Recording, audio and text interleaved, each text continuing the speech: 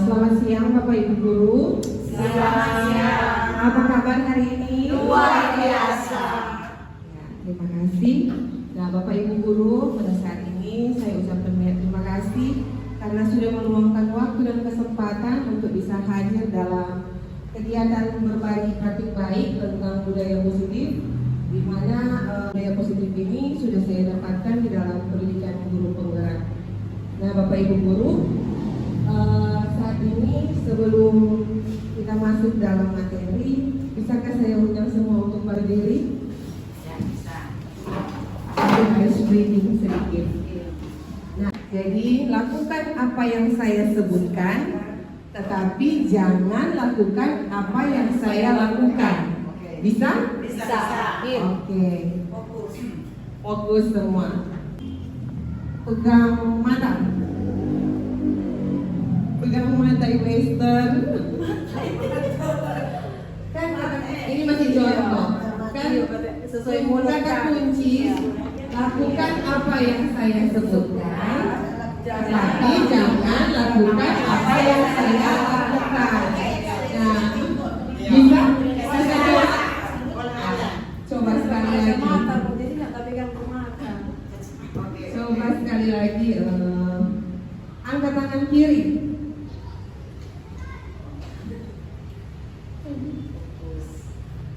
Turun tangan sini. Pegang mata. Mata ibu santri. Pegang kepala. Pegang pundak. Pegang hidung. Oh ya, terima kasih semua, tepuk tangan. Silakan duduk. Nah, Bapak Ibu Guru, saat ini saya mau bertanya, ketika Bapak Ibu Guru mendengar kata disiplin, apa yang ada di pikiran Bapak Ibu Guru? Tepat waktu. Tepat waktu, tertib, teratur. Ada lagi? Tanggung jawab. Tanggung jawab. Nah, terima kasih, Bapak Ibu Guru. Di sini menurut Bapak Pendidikan kita di Hajar Dewantara, dia menyatakan bahwa di mana ada kemerdekaan, disitulah harus ada disiplin yang kuat. Sungguhpun disiplin itu bersifat self-disiplin, yaitu kita sendiri mewajibkan dengan sekeras-kerasnya. Dan peraturan demikian itulah harus ada di dalam suasana yang merdeka. Nah, jadi Bapak Ibu Guru, disiplin itu ada dalam diri kita sendiri. Jadi kita sendiri yang memotivasi diri kita untuk melakukan kegiatan disiplin itu. Nah, Bapak Ibu Guru, di sini ada 3 motivasi perilaku manusia menurut Dian Gosser dalam bukunya Restructuring School Discipline. Nah, yang pertama yaitu untuk menghindari ketidaknyamanan atau hukuman. Jadi kita melakukan kegiatan disiplin itu untuk menghindari ketidaknyamanan ataupun hukuman. Nah, pasti kita semua tidak mau mendapatkan hukuman. Jadi kita melakukan disiplin. Nah, yang kedua yaitu untuk mendapatkan imbalan atau penghargaan dari orang lain. Nah, pasti kita pernah melakukan disiplin untuk mendapatkan pujian ataupun imbalan dari orang lain. Nah, yang ketiga untuk menjadi orang yang mereka inginkan dan menghargai diri sendiri dengan nilai-nilai yang mereka percaya. Jadi ada 3 motivasi perilaku manusia menurut Dian Gosser dalam bukunya Restructuring School Discipline. Bapak Ibu Guru, di sini juga ada 5 kebutuhan dasar manusia. Yang pertama yaitu bertahan hidup, kedua kasih sayang dan rasa diterima, ketiga kesenangan, keempat kebebasan, dan kelima penguasaan. Pastinya semua orang senantiasa berusaha untuk memenuhi kebutuhannya dengan berbagai cara. Bila mereka tidak bisa mendapatkan kebutuhannya dengan cara yang positif, mereka bisa melanggar peraturan atau melakukan hal-hal yang tidak sesuai dengan nilai-nilai kebajikan. Nah, Bapak Ibu guru, ketika murid melakukan pelanggaran, apa yang akan kita lakukan?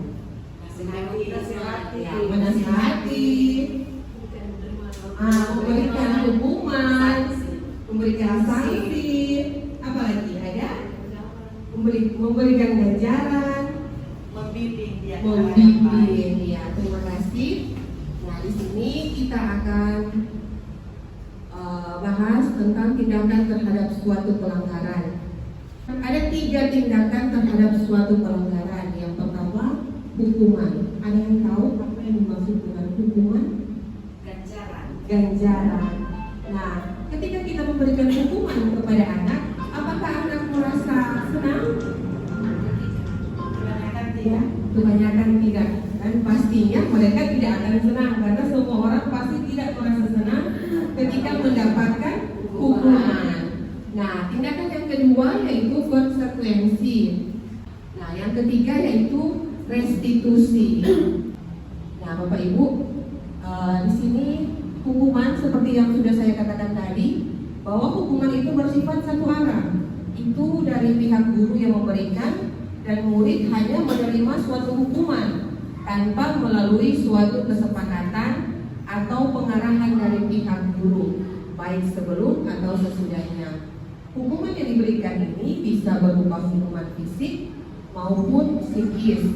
Nah, dalam hal ini murid pasti akan merasa disakiti oleh suatu perbuatan ataupun kata-kata. Nah, pasti kita sebagai guru pernah juga melakukan tindakan hukuman ini kepada murid. Saya juga pribadi sebelum saya belajar dalam pendidikan guru penggerak, jujur saya juga sebagai penghukum untuk menyelesaikan suatu masalah yang ada di dalam kelas. Nah, yang kedua yaitu konsekuensi. Disiplin dalam bentuk konsekuensi sudah terencana atau sudah disepakati, sudah pernah dibahas dan telah disetujui oleh murid dan guru. Jadi kita sudah melakukan kesepakatan kelas dan itu sudah disepakati oleh murid maupun guru. Nah, konsekuensi biasanya diberikan berdasarkan suatu data yang umumnya dapat diukur. Misalnya, setelah 3 kali tugasnya tidak diselesaikan pada batas waktu yang diberikan, atau murid melakukan kegiatan di luar kegiatan pembelajaran. Misalnya dalam kegiatan pembelajaran, seringkali ada murid yang ngobrol, ada murid yang bermain, dan ada juga murid yang sering keluar kelas saat jam pembelajaran. Nah, selanjutnya yang akan kita bahas yaitu restitusi. Restitusi adalah proses menciptakan kondisi bagi murid untuk memperbaiki kesalahan mereka sehingga mereka bisa kembali pada kelompok mereka dengan karakter yang lebih kuat. Restitusi juga merupakan proses kolaboratif yang mengajarkan murid untuk mencari solusi untuk masalah mereka sendiri dan membantu murid untuk berpikir tentang orang seperti apa yang mereka inginkan dan bagaimana mereka harus memperlakukan orang lain. Nah, Bapak Ibu guru, di sini melalui serangkaian riset dan berdasarkan kepada teori kontrol Dr. William Glasser Bosen, ada 5 posisi kontrol yang diterapkan seorang guru, orang tua, ataupun atasan dalam melakukan kontrol. Nah, yang pertama atau yang paling atas yaitu posisi manajer. Yang kedua, penghukum. Yang ketiga, pembuat rasa bersalah. Yang keempat, pemantau. Dan yang kelima, teman. Saya mau bertanya, dalam kelima posisi ini, seringkali kita sebagai guru berada dalam posisi yang mana? Penghukum. Nah, Bapak Ibu guru, kita akan bahas satu persatu tentang 5 posisi kontrol. Nah, penghukum. Seorang penghukum bisa menggunakan hukuman fisik maupun verbal. Sedangkan untuk membuat rasa bersalah Dalam posisi ini biasanya guru akan bersuara lebih lembut, membuat rasa bersalah akan menggunakan keheningan yang membuat orang lain merasa tidak nyaman atau bersalah ataupun rendah diri. Nah, yang ketiga yaitu memantau. Berarti kita sebagai guru mengawasi.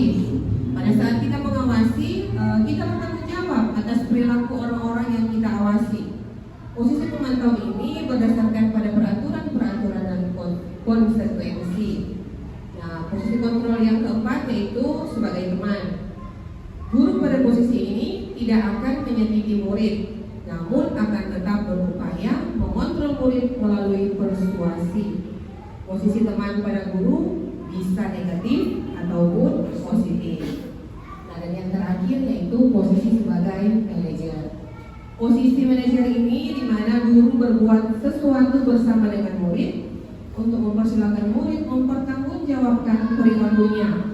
Nah, kita sebagai guru mendukung murid agar dapat menemukan solusi atas permasalahannya sendiri. Jadi ada baiknya kalau kita menyelesaikan suatu permasalahan di kelas ataupun di sekolah, kita sebagai guru menggunakan posisi kontrol sebagai manajer.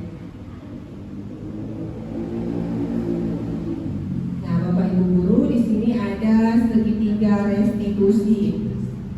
Nah, segitiga restitusi ini terdiri dari menstabilkan identitas, validasi tindakan yang salah, dan menanyakan keyakinan. Jadi dalam menstabilkan identitas, setiap orang pasti pernah melakukan kesalahan. Nah, kata-kata itu yang biasanya akan kita lontarkan atau akan kita keluarkan kepada anak didik kita. Dimana ketika mereka melakukan kesalahan, kita sebagai guru menyelesaikan masalah tersebut dengan mengatakan misalnya setiap orang pasti pernah berbuat salah. Adapun kata-kata selain itu yaitu kamu bukan satu-satunya yang pernah melakukan ini. Nah, dalam validasi tindakan yang salah, ada dua kalimat yang akan digunakan guru, yaitu kamu tentu punya alasan mengapa melakukan itu. Dan yang kedua, adakah cara yang lebih efektif untuk mendapatkan apa yang kamu butuhkan? Nah, dan yang ketiga yaitu menanyakan keyakinan. Nah, pasti kita di kelas sudah ada kesepakatan kelas yang kita buat bersama dengan siswa. Nah, di sini ketika siswa melakukan pelanggaran, pasti kita akan menanyakan kepada siswa. Contohnya yang terjadi di kelas saya ketika siswa itu tidur, saya menanyakan. Contoh Samuel, apakah Samuel tahu kesepakatan bersama? Kalau jam pelajaran tidak boleh tidur, tidak boleh bermain. Nah, dari situ kita bisa mengajak siswa ini untuk melakukan perubahan diri sehingga dia tidak mengulangi kesalahan yang dia lakukan.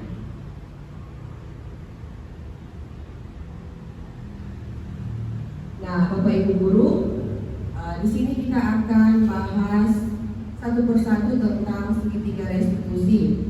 Mulai dari menstabilkan identitas. Nah, menstabilkan identitas ini bertujuan untuk mengubah identitas anak dari orang yang gagal karena melakukan kesalahan menjadi orang yang sukses. Nah, anak yang melanggar peraturan karena sedang mencari perhatian adalah anak yang sedang mengalami kegagalan. Yang kedua yaitu memvalidasi tindakan yang salah. Setiap tindakan yang kita lakukan dengan suatu tujuan, yaitu memenuhi kebutuhan dasar. Kalau kita memahami kebutuhan dasar apa yang mendasari sebuah tindakan, pasti kita akan menemukan cara-cara paling efektif untuk memenuhi kebutuhan dasar tersebut. Dan yang ketiga yaitu menanyakan keyakinan.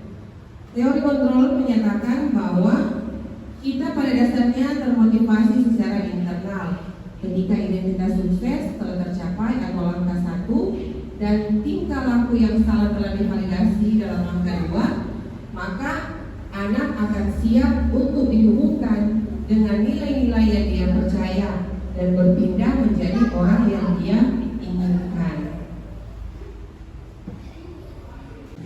Nah, Bapak Ibu guru, demikianlah berpadu praktik baik tentang budaya positif yang bisa saya bagikan kepada Bapak Ibu guru.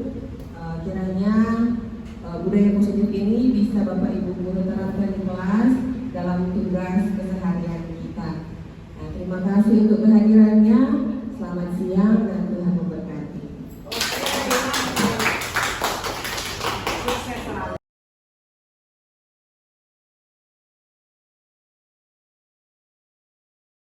Selamat pagi anak-anak. Pagi. Apa kabar kalian hari ini? Luar biasa. Yes, yes, yes. Nah, anak-anak masih semangat untuk belajar? Semangat. Nah, anak-anak, siapa yang masih ingat hak siswa di sekolah? Siapa yang masih ingat? Dapatkan ilmu dan nilai dari guru. Nah, mendapatkan ilmu dan nilai dari Guru. Tepuk tangan untuk Nancy. Arafah, kenapa Arafah tidur?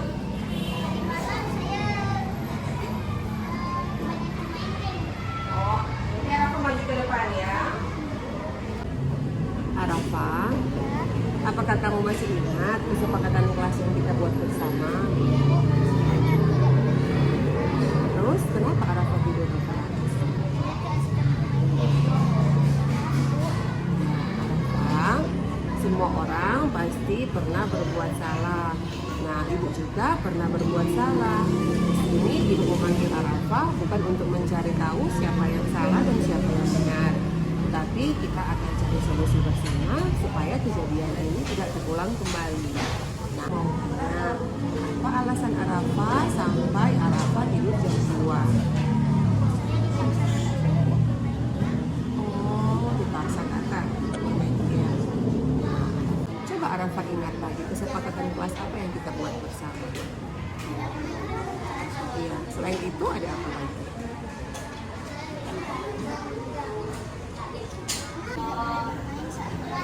Nah, Arafah, kesepakatan kelas itu kita buat bersama agar supaya tercipta budaya disiplin. Ibu harap Arafah tidak mengulangi lagi. Bisa? Arafah bersedia tidak mengulangi lagi? Ya, terima kasih Arafah. Silakan duduk.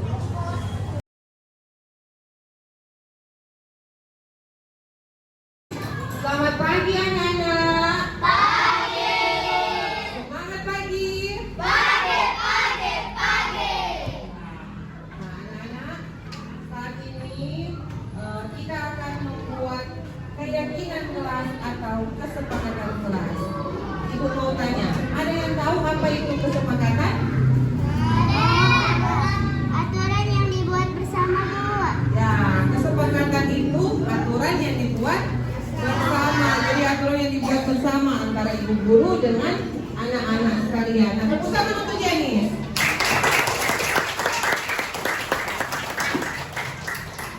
Nah, anak-anak, sebelum kita membuat kesepakatan atau keyakinan kelas bersama, di sini ibu guru akan jelaskan sedikit tentang keyakinan kelas. Nah, bisa lihat di papan semua? Iya.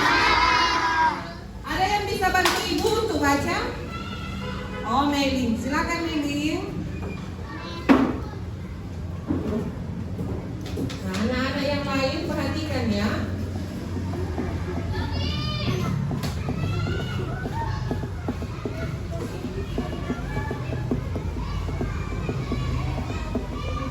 Keyakinan kelas adalah salah satu prinsip positif yang bisa kita terapkan dan membangun budaya positif di sekolah. Dengan adanya keyakinan kelas di setiap sekolah, diharapkan dapat mewujudkan tujuan pendidikan yang berorientasi kepada problem belajar mental. Ya, tepuk tangan untuk Melin. Jadi keyakinan kelas itu adalah satu disiplin positif.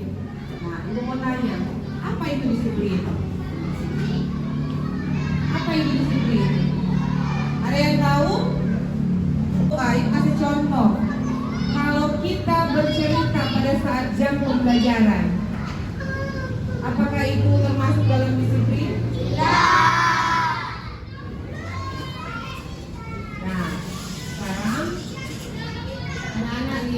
sini. Di sini ada prosedur pembentukan keyakinan atau kesepakatan kelas. Jadi yang pertama, mempersilahkan murid-murid di kelas untuk bersurat pendapat tentang peraturan yang perlu disepakati di dalam kelas. Nah, nanti sebentar Ibu Guru akan bagikan ini sticky note. Tahu ini sticky note ini? Nanti anak-anak sebentar akan bersurat pendapat atau menuliskan kesepakatan kelas di kertas ini, lalu anak-anak akan tempelkan di depan sini. Nah, yang kedua, mencatat semua masukan-masukan para murid di papan tulis atau di kertas besar, kertas ukuran poster di mana semua anggota kelas bisa melihat hasil surat pendapat. Jadi anak-anak, kertas yang sudah anak-anak tulis ditempelkan di sini agar supaya semua murid dalam kelas bisa membaca. Boleh Pak Karti? Boleh. Nah, yang ketiga, susunlah keyakinan kelas sesuai dengan prosedur pembentukan keyakinan kelas. Ganti kalimat-kalimat dalam bentuk negatif menjadi positif. Nah, di sini ada contoh kalimat negatif. Jangan berlari di kelas atau koridor. Nah, kita ubah ke dalam kalimat positif menjadi berjalanlah di kelas atau koridor. Nah, bisa membedakan kalimat positif dan kalimat negatif? Bisa? Nah, lanjut. Nah, yang keempat, tinjau kembali daftar surat pendapat yang sudah dicatat. Jadi anak-anak mungkin akan mendapati bahwa pernyataan yang tertulis di sana masih banyak yang berupa peraturan-peraturan. Nah, selanjutnya ajak warga sekolah atau murid-murid untuk menemukan nilai kebajikan atau keyakinan yang dituju dari peraturan tersebut. Nah, di sini ada contoh juga. Berjalan di kelas, dengarkan guru, datanglah tepat waktu. Nah, itu merupakan kalimat positif atau negatif? Jadi anak-anak sebentar menggunakan kalimat positif pada saat menulis keyakinan atau kesepakatan kelas. Nah, yang kelima, tinjau ulang keyakinan sekolah atau kelas secara bersama-sama. Seharusnya setelah beberapa peraturan telah disatukan menjadi beberapa keyakinan, maka jumlah butir pernyataan keyakinan akan berkurang. Jadi misalnya ada anak-anak yang menulis sama itu keyakinan kelas. Nanti di situ orang semua gabung satu kali supaya tidak terlalu panjang itu.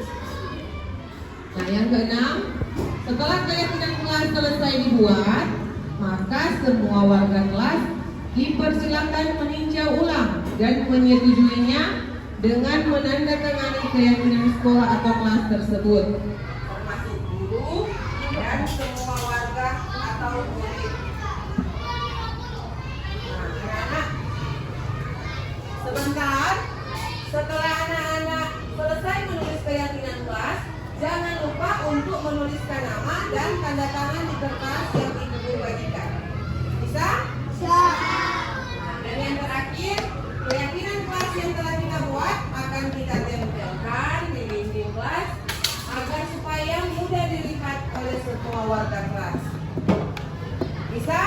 Bisa. Nah, anak-anak, coba lihat di depan. Di sini ada contoh kesepakatan kelas. Nah, yang pertama, bekerja sama menjaga kebersihan kelas. Yang kedua, menjaga dan meletakkan barang sesuai tempatnya. Yang ketiga, mengerjakan tugas tepat waktu.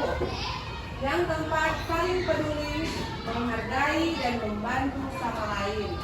Dan yang kelima, tepat waktu dan aktif di kelas. Nah, jadi ada di sini ada dua contoh keyakinan atau kesepakatan kelas. Nah, contoh yang kedua di sini, kesepakatan bersama untuk dilaksanakan dengan penuh tanggung jawab. Nah, yang pertama, kita selalu berdoa sebelum dan sesudah belajar. Yang kedua, kita jujur, disiplin,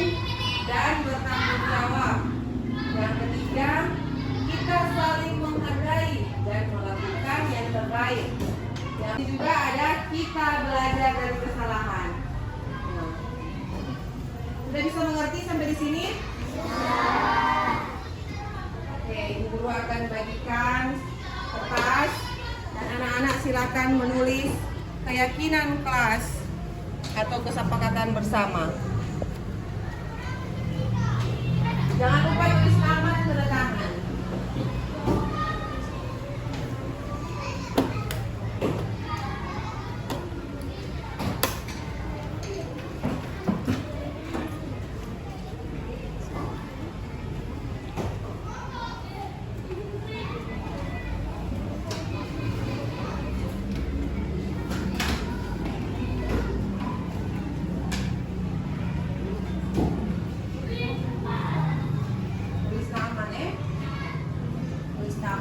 Tanda tangan.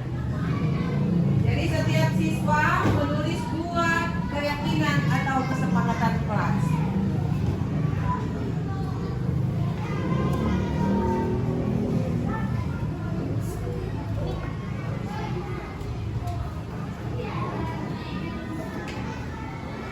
Posisi kertas kalau mau tulis begini nih, jadi kita lem di atas. Iya, tapi kalau pakai pen papan sebentar agak susah. Semua sudah dapat? Oke, selamat berkreasi membuat keyakinan atau kesepakatan kelas. Jangan lupa untuk membuat keyakinan atau kesepakatan kelas menggunakan kalimat apa? Positif atau negatif? Positif. Ya. Setiap siswa menulis 2 keyakinan kelas. Jangan lupa tulis nama dan tanda tangan.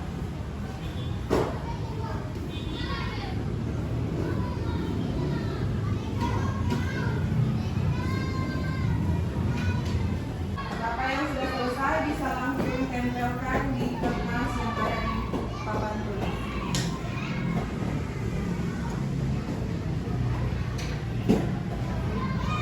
Setiap siswa menulis 2 keyakinan atau kesepakatan.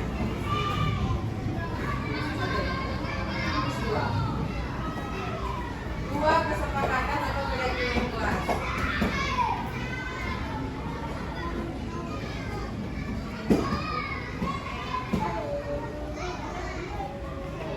Siapa yang sudah selesai bisa langsung tempelkan di depan.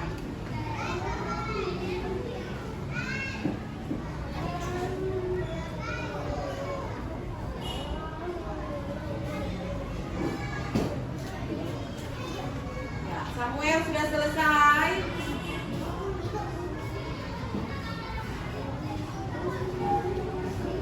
Samuel, bersikap disiplin di kelas, belajar dengan giat.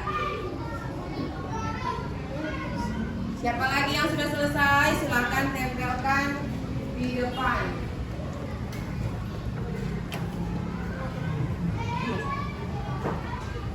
Tulis nama dan tanda tangan. Jangan lupa untuk menulis nama dan tanda tangan.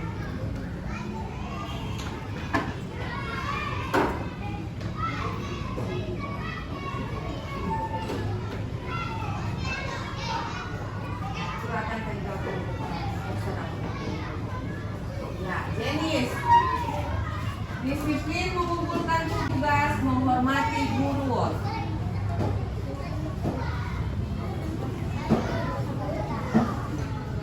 Gengsi, mengumpulkan tugas tepat waktu, belajar dengan giat. Nah, Anaya menghormati guru, datang ke sekolah tepat waktu. Iftina menghormati guru, mengumpulkan tugas tepat waktu. Rahel mendengarkan nasihat guru, bersikap disiplin.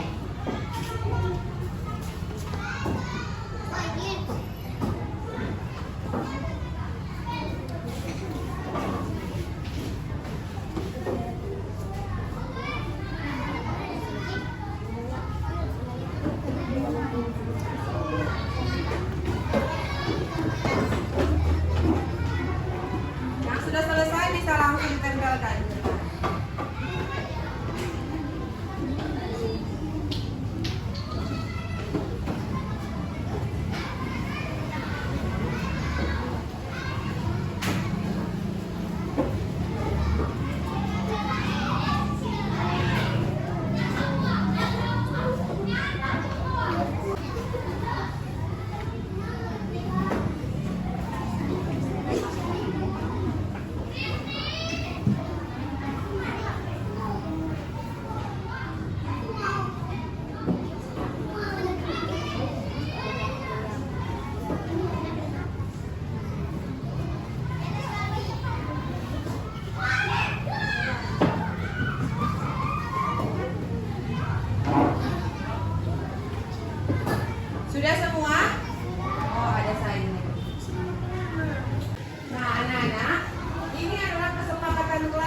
sudah kita buat bersama.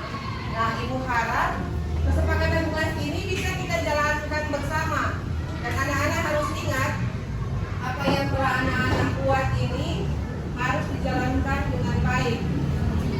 Apabila anak-anak melanggar kesepakatan kelas yang sudah kita buat bersama, pasti ada konsekuensi yang akan anak-anak dapati. Bisa buat bersama-sama kesepakatan kelas kita ini? Bisa.